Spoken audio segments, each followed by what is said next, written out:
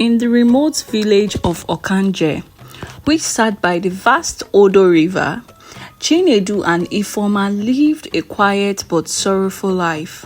Known for their kindness and generosity, they were beloved by the community.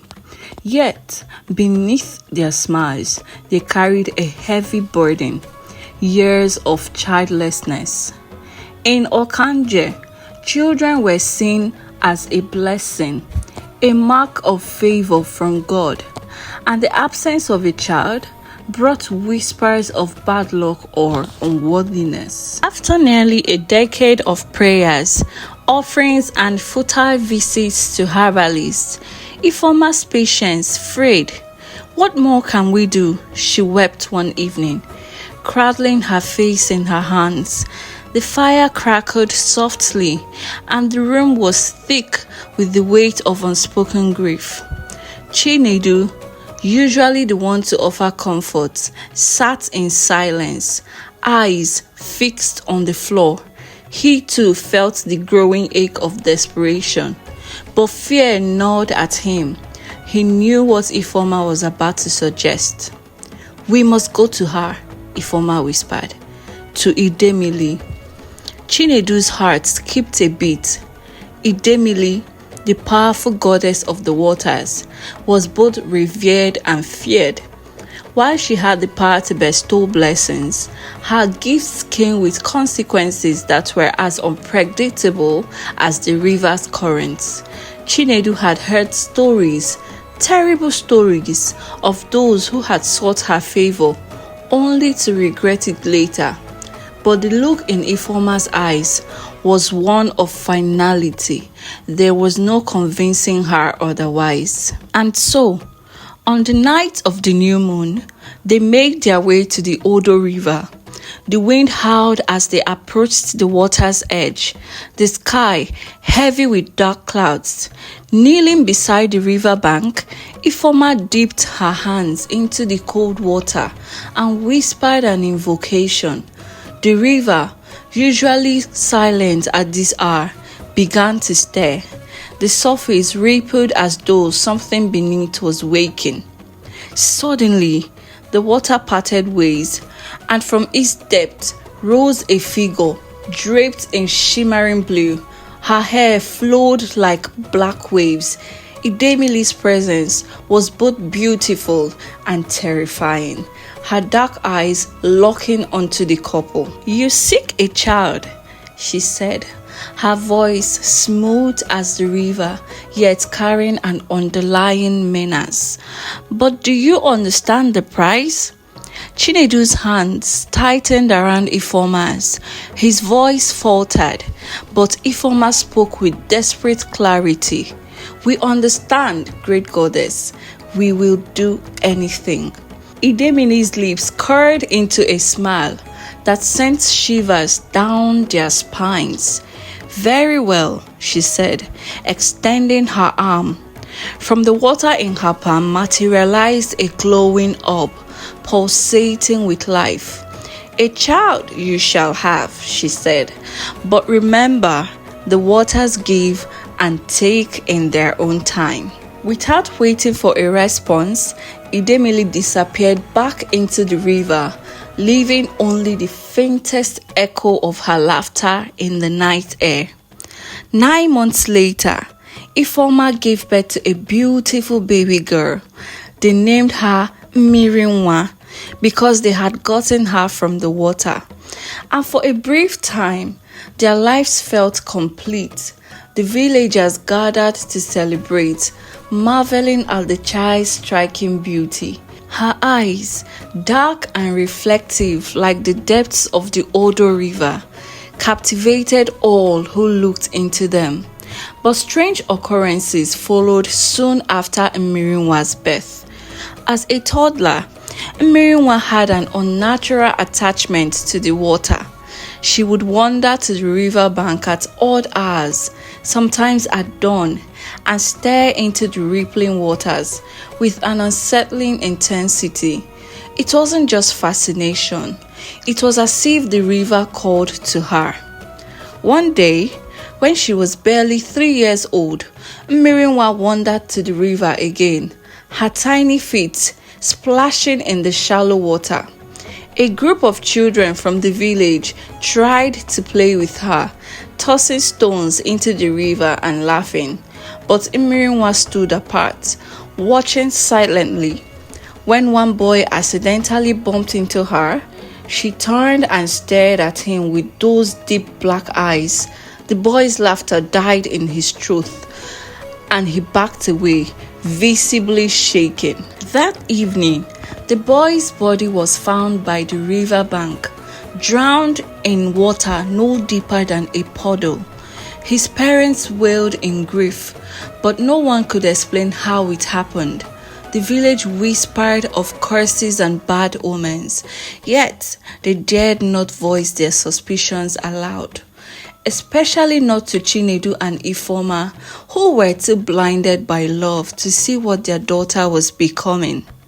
As NMIRINWA grew, so did the fear that surrounded her. At the age of 6, she rarely spoke, and when she did, her words were strange and cryptic. She spoke of voices in the water and shadows that danced beneath the river's surface. The villagers avoided her, and parents kept their children away from the river, fearing what NMIRINWA might bring with her. One afternoon, a young girl named Nnenna was gathering water from the river when she saw NMIRINWA standing waist deep in the water, her eyes fixed on the horizon. Nnenna, curious and brave, approached her. "NMIRINWA, why do you always play in the water?" she asked. NMIRINWA turned slowly, her expression blank. "It calls to me," she said, her voice hollow. "The river sings to me, and it tells me secrets." Nnenna shivered, taking a step back. "What kind of secrets?" NMIRINWA's lips parted into a cold smile. "It tells me what lives beneath, things that are waiting, hungry things." The next day, Nnenna's family awoke to find her missing.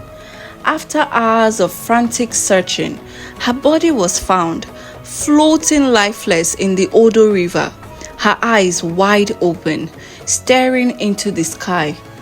The village erupted in fear and anger. Whispers turned into accusations. Some claimed NMIRINWA had lured Nnenna into the water.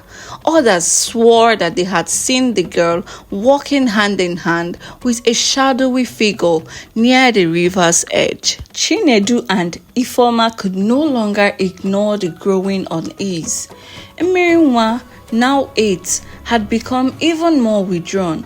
She spent her days by the water, sometimes speaking to herself, other times disappearing for hours, only to return with wet clothes and a distant look in her eyes. One evening, as Ifeoma prepared dinner, she noticed NMIRINWA standing by the window, staring at the river. The girl had been silent for hours, and a chill ran down Ifeoma's spine. "NMIRINWA, come help me with the food," she called. NMIRINWA didn't move, her voice barely a whisper. "The river is restless tonight. It is waiting for me." "What do you mean?" Ifeoma asked, her heart racing. NMIRINWA turned slowly, her eyes glowing faintly in the dim light. "The water never forgets its children, mother, and I am its child." Terrified, Ifeoma pulled NMIRINWA away from the window and tried to shake the strange words from her mind, but deep down, she knew. Idemini's warnings echoed in her ears. The waters give and take in their own time. As the years passed, the tragedies in Okanje grew more frequent. Animals died mysteriously near the river. Crops withered when the river's flow shifted unnaturally, and NMIRINWA, now nearly a teenager, became more and more otherworldly. Her skin seemed to shimmer in the moonlight, and her connection to the water became undeniable. Some nights, villagers claimed to see her walking along the river's surface as if it were a solid ground. The village elders, who had long avoided confronting Chinedu and Ifeoma, finally called for a meeting. "This child is no longer one of us," they said in hushed tones. "She belongs to the waters. If we do nothing, the river will claim us all." Chinedu, though broken by the weight of what his daughter had become, refused to believe it. "She is my child," he insisted. "She cannot be evil." But Ifeoma, who had seen the change in NMIRINWA firsthand, was no longer certain. Her dreams had become nightmares, haunted by the sound of water crashing against rocks and the laughter of a young girl dancing in the shadows. The final night came without warning. The moon was high, casting an eerie light over the village. The Odo River, usually calm, was thrashing wildly, its waves crashing against the shore.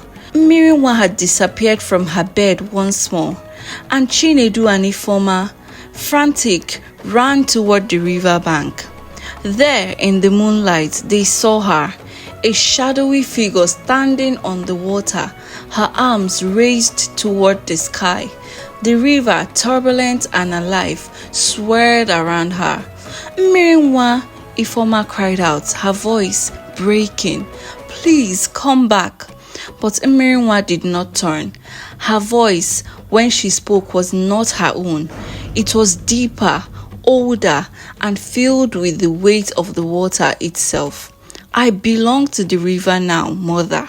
You should never have asked for me." The river surged, and from its depths rose the form of Idemili, her eyes glowing with ancient power. "You were warned," the goddess said, her voice cold. "You sought a child, not for love, but out of impatience, and now the river takes what it is owed." NMIRINWA, without a word, stepped forward into the river. The waters embraced her, pulling her into their depths. The villagers, gathered in fear, could only watch as the girl disappeared beneath the surface. The Odo River returned to its calm, and with it, NMIRINWA disappeared, leaving no trace of the girl who had once walked among them. The village remained silent, gripped by an uneasy calm. Chinedu and Ifeoma stood, frozen at the river bank, their hearts shattered. They had asked for a child, but in their impatience they had forgotten the warning. All gifts from the water come with a cost. Years passed, and the story of NMIRINWA became a cautionary tale told around village fires. The Odo River, once a source of life, was now feared. On certain nights, when the moon was full, villagers claimed to hear the soft laughter of a child playing by the water's edge, a reminder of the price that impatience could bring. Thank you so much for watching up to this point. If you learned something from this story, don't forget to leave it in the comment section so that others can also learn. If you also enjoyed watching this story, kindly click the subscribe button and join this family. Also give the video a thumbs up so that it can reach more people. Thank you for watching. I will see you all in my next one. But for now, bye.